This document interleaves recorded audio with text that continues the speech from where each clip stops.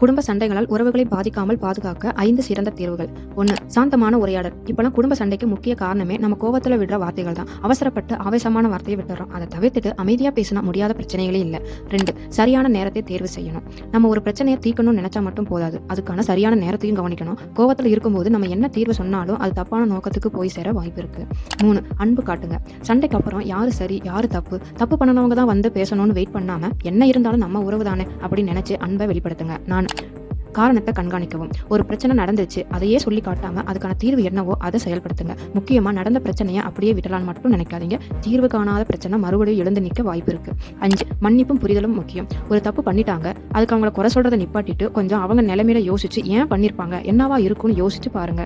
Kongu வேளாள counter ஜாதகங்கள் தங்கள் மொபைலில் இலவசமாக பெற எங்களை இன்ஸ்டாகிராமில் ஃபாலோ செய்துவிட்டு கொங்கு என கமெண்ட் செய்யவும். வாட்ஸ்அப் அனௌன்ஸ்மெண்ட் குரூப் லிங்க் உங்கள் பர்சனல் மெசேஜுக்கு அனுப்பப்படும்.